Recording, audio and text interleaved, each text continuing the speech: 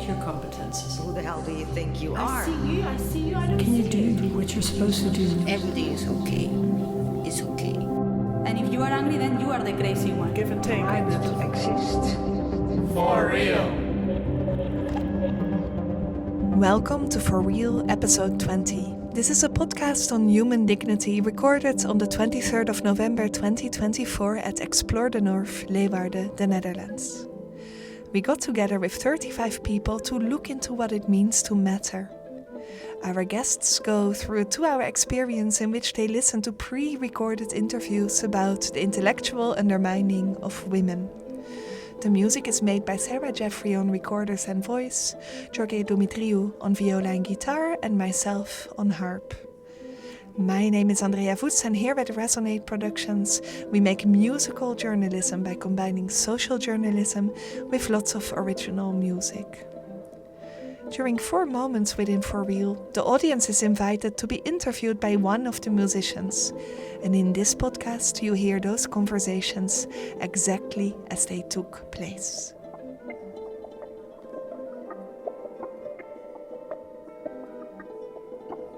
Hello, welcome. Hello. Thank you for coming and for being the first. Thank you.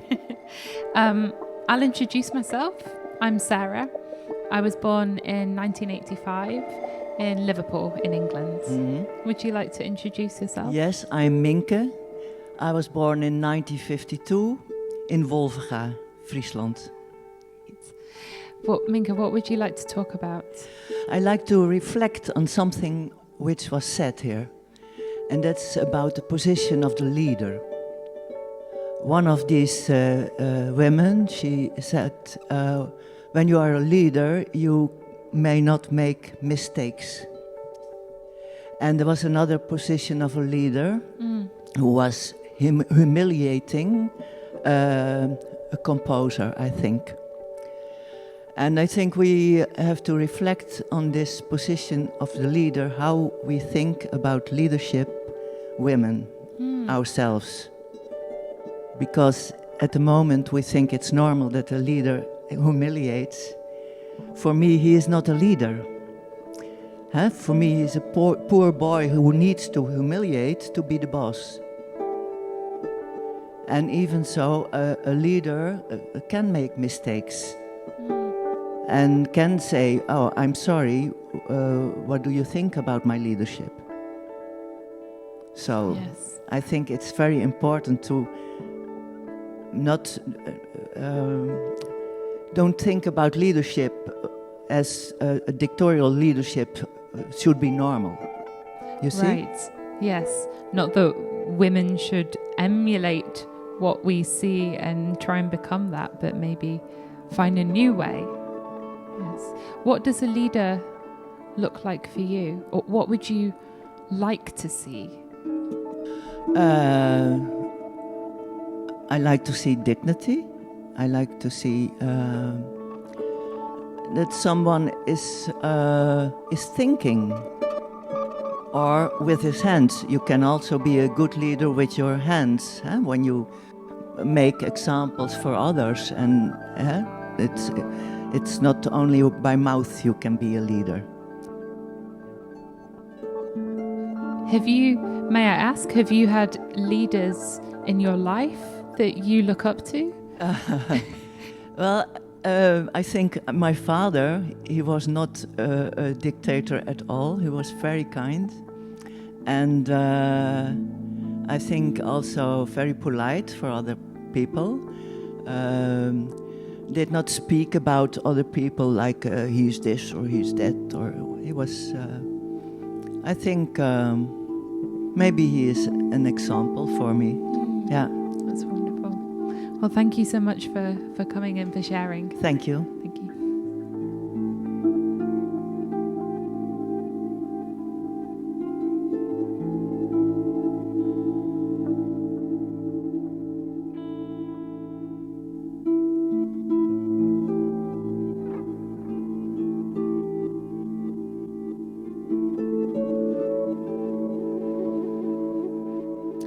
Is there anyone else who would like to join here for a question?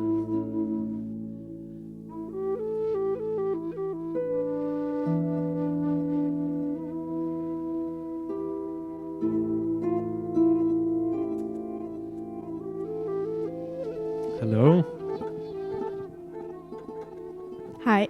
Hi. Would you like to share your name, place of birth, and year? My name is Janneke. I was born in 2001 in Wierden in the Netherlands. Thank you. Janneke, do you have a question that you would like to answer from the screen? Yes. When did you feel that you were not taken seriously?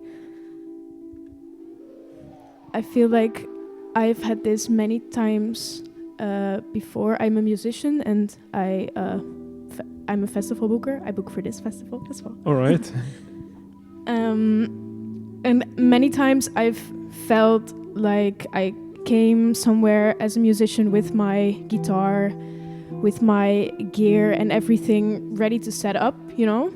And then people, especially male technicians, for example, feeling the urge to explain where the on button is on an amplifier or something, or telling me that I'm not holding my guitar correctly, for example.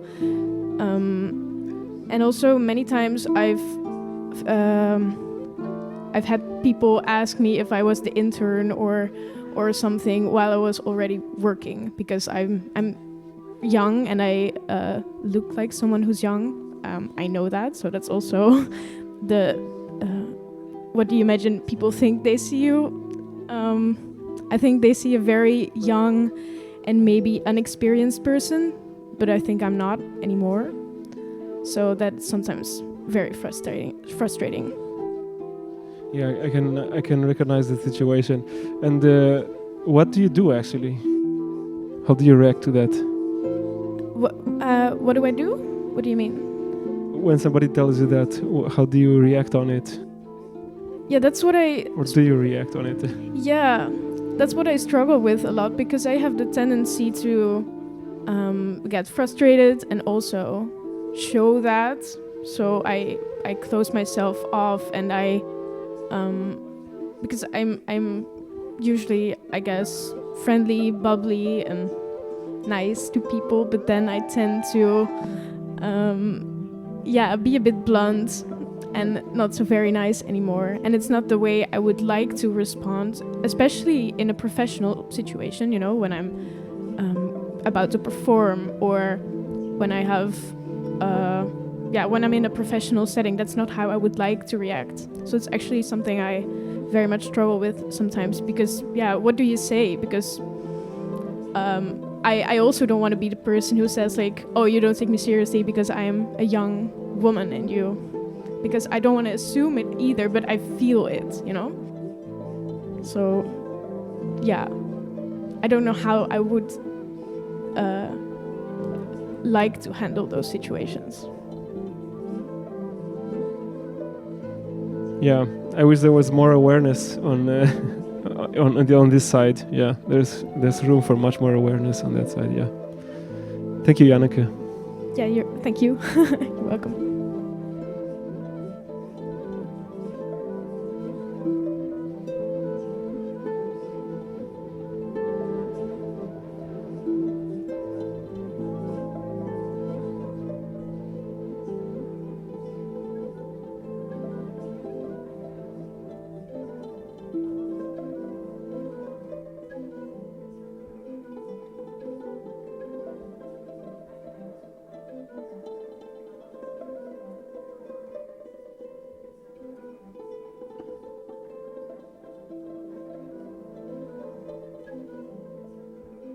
Hi. Hello. Would you like to give your name, year of birth, and place of birth? Yes, my name is Eva. Mm-hmm. My year of birth is 1989. Mm-hmm. I was born here in Leeuwarden. Nice. I have the same year. Cool. 89. It's a good year. It's a good year. Which question would you like?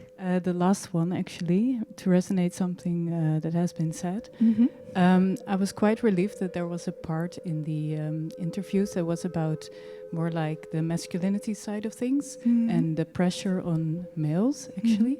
Mm-hmm. And I also wanted to, what Minke said about leadership, because I think it's more about not only female leadership, but more about like another kind of leadership for females and males and other people, that is more from a matriarchal kind of view, maybe. So I just wanted to point out it's maybe not against males, but more like how can we change the patriarchal system, which is really heavy for anyone, actually. So I was happy to see that there was also another side of the story that was focused on pressure for all people, actually. I've got a feeling you have an idea on how to make it better. Am I right?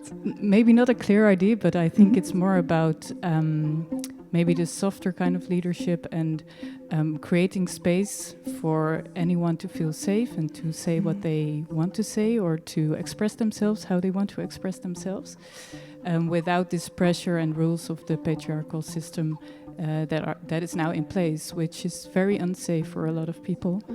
So if we can shift it to other perspectives, that would create a lot of space for anyone to feel safer. Do you remember a moment that went particularly well when you felt safe to express?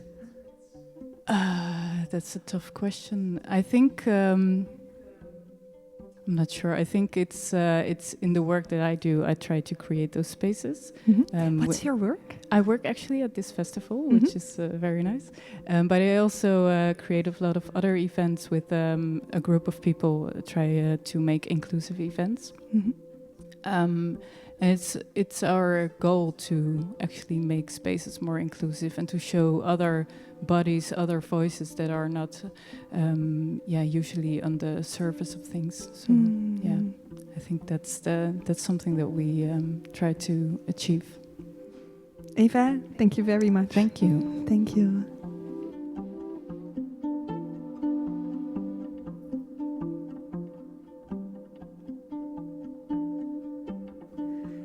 Would maybe somebody else like to come to the middle?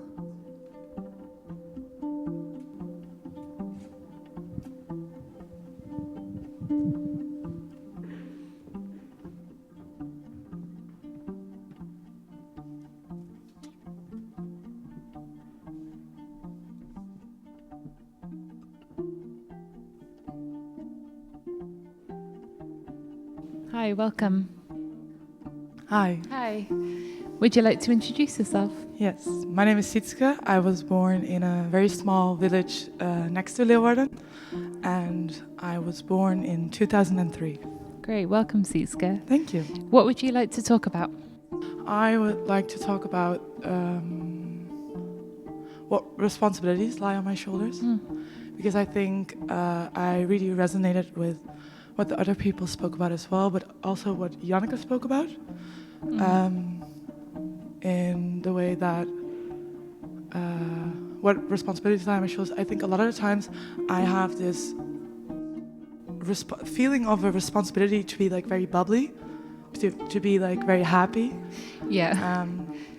And I notice it in conversations, but mostly in conversations with men, where I feel like I always have to carry the conversation in the way that fits their needs, in a way that they feel heard, they feel seen. And I notice that when I have conversations with women or with men that I think, in my opinion, are more in touch with their feminine side, I feel more that it's also about my needs and where I want to be seen or heard. So, I don't know. I feel like that was a responsibility that a long time I didn't really think about, that I felt that. So I would have all these gaps in conversations where I would fill it up, asking questions or trying to be soothe someone else's interest and have an interesting conversation that fits their levels. And once I started to speak out about it, and also from this point of view that I thought I was maybe a bit of a people pleaser, I noticed that a lot of women mostly really resonated with that, with this feeling of always needing to be bubbly and happy, and when you are pessimistic or something, you're being such a annoying woman, and don't be a wussy, it's just I don't know. I'm resonating very much as you're saying this. How do you feel after one of these conversations when you notice that you've you've been filling the gaps and carrying someone else. How does that make you feel? I feel really drained. Yeah. Yeah. Yeah. Yeah. Have you had the opportunity to speak about that with somebody that it's happened with? I don't know if that would feel safe to do so. I did, yeah. I have a lot of really good friendships with men. And with one of my best friends, I actually had this for a while. And then I did like speak up about the fact that I was like, oh, I really like you and I really like you as a person because I think you're so interesting and you're so cool and you're so funny. But I also feel like sometimes you don't really see me in the way I want to be seen, and you ask me questions like, how are you? And why is that thing you're doing important to you? Or like, I don't know, like go beyond this like base of questions. Like just really feel like someone takes that time to take that interest in you. And when I told him, he was also like, it was not coming from a bad place in his heart at all. It was just that he didn't know how, or like he was just not used to it. And he really liked me doing that with him, and he really appreciated that, but he didn't really know how he could do that back, which I think was also why, what the one before said as well, like it's very important to talk about masculinity as well.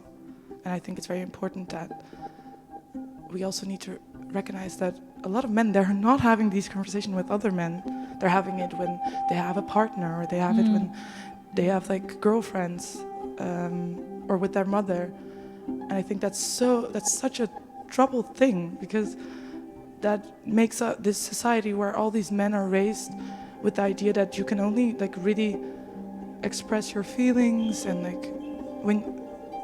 go into depth with someone on an emotional level when they are maybe your partner or your mother, or which is a burden to I think everyone, not only these men but also the people around them. Yeah.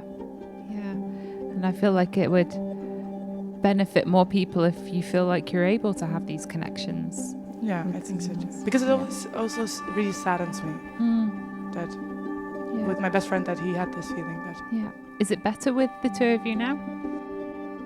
I actually did decide to take a little bit space there, but I do think it was for the better. Okay. I think, I don't know, maybe. Oh, thank you so much for sharing. Thank you for listening.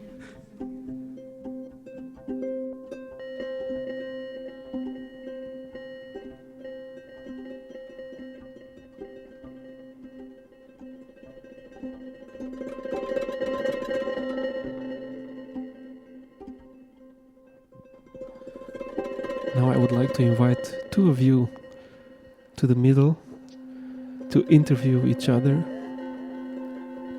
And you can use the following questions. What would you like to say to your mother? What makes you feel powerless? When do you pretend everything is okay, even though it is not? And do you resonate with something that has been said?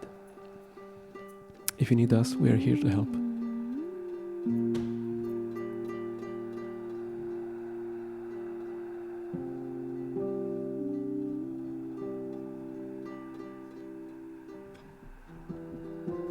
Hi. Do you want to introduce yourself first? Yes. I'm Johannes. I was born in 2001 in Oostende in Belgium. I'm Tessa. I was born in Woerden, a small town in the Netherlands, in 1998. Okay. Was there a question you wanted to answer specifically? Actually, two things. It's about the third question. When do you pretend everything is okay, even though it's not? But it also resonates with things that has been said. I was thinking about what Janneke said when she comes here with a band and then people start to correct her. And I had a really similar experience lately. I was touring with a show with technician who is a female, and when we arrived at the venue, then the other technicians who were receiving the show, they looked at me all the time while asking all the technical questions, and I really don't know anything about that. And I feel like it's a situation I'm in a lot when I'm together with a woman for work, that people look at me all the time.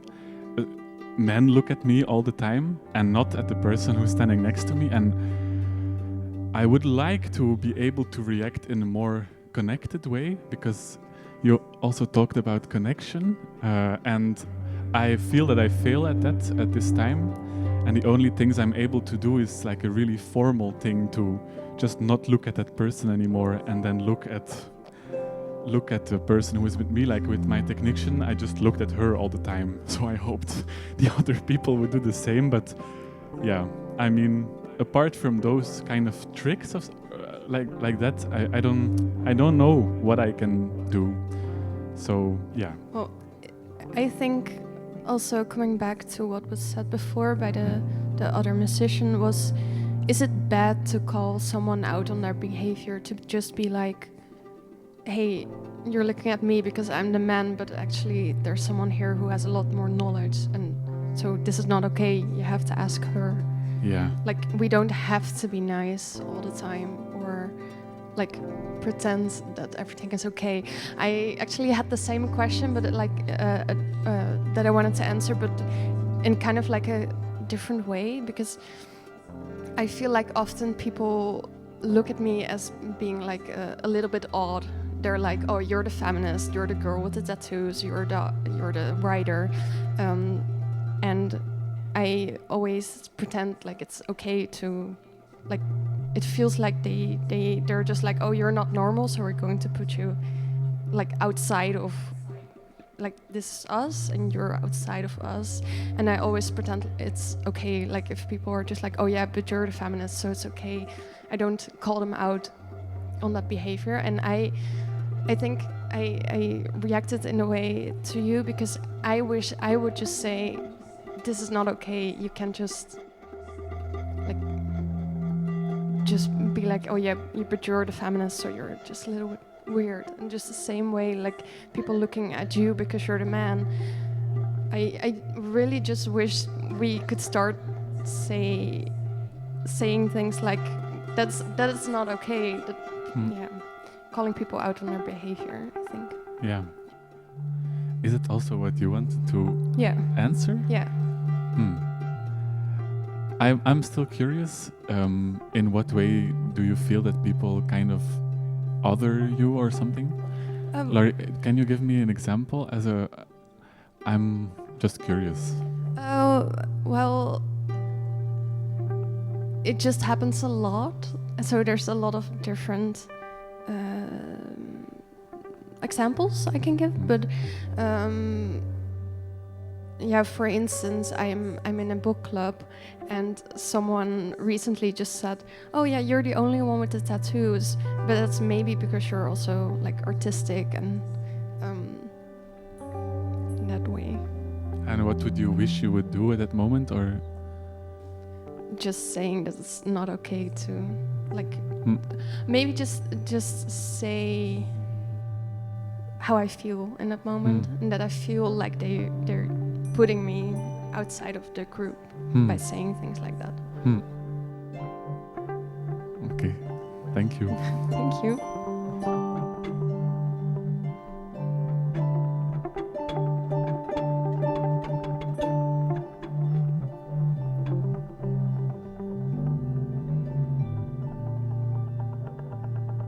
We are recording for the final time.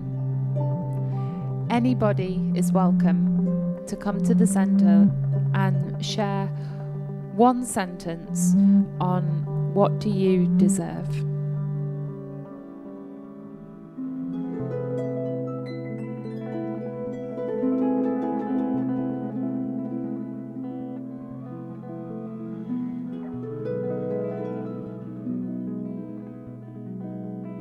I deserve to feel comfortable and safe without being kept on my toes.